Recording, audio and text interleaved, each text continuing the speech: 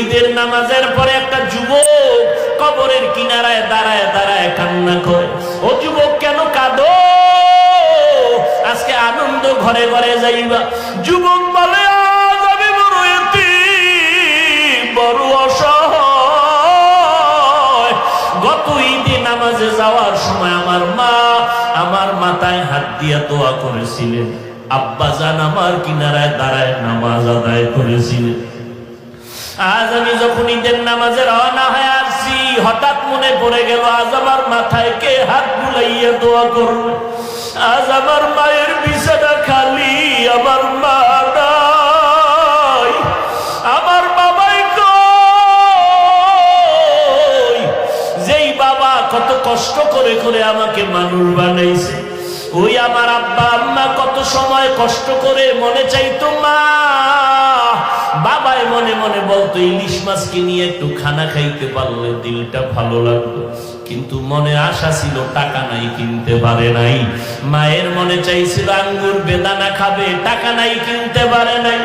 আজকে তোমার ফ্রিজে ভরা ফলের অভাব নাই, মাছের অভাব নাই, কিন্তু তোমার ঘরে মাছ আর ফল থাকলে কি হবে? যারা জীবনে কাঁদিয়া গেল কই, ওই মাও নাই, বাবাও নাই, কাকে তুমি ফল খাওয়াইবা, মাছ খাওয়াইবা? ওই মা বাবারে কিছুই পারো নাই তো দুই ফোঁটা চোখের পানি ছেড়ে আল্লাহকে বলো, আল্লাহ আমার মা আঙ্গুর বেদানা খেতে পারে নাই, তুমি জান্নাতের ফল খাওয়াইও।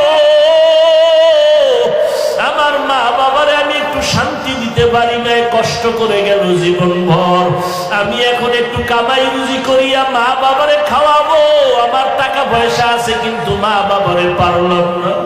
ওই মা বাবা জীবন ভর কষ্ট করিয়া কান্না করে আজকে কবরে চুষিয়া আছে। ও আল্লাহ, আমার মায়ের যদি আজকে বেঁচে থাকতেন, আমি টাকা দিয়া নতুন নতুন শাড়ি পরাইতাম, এসির রুমে ঘুম পাড়াইতাম।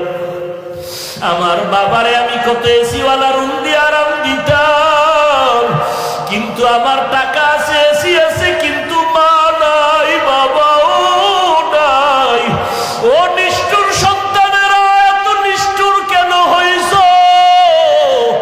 এক ফোঁটা চোখের পানি ছেড়ে আমার মালিকের কান্না করে বলো, ও আল্লাহ আমার মা কবরে, বাবা কবরে, দেওয়ার মতো কিছু নাই, তুমি জান্নাতের বিছানাটা বিছাইয়া দিও। ওই মা বাবারে জান্নাত দাও, ওই মা বাবার বাধ্যগত সন্তান হইয়া দোয়া করার তৌফিক দাও।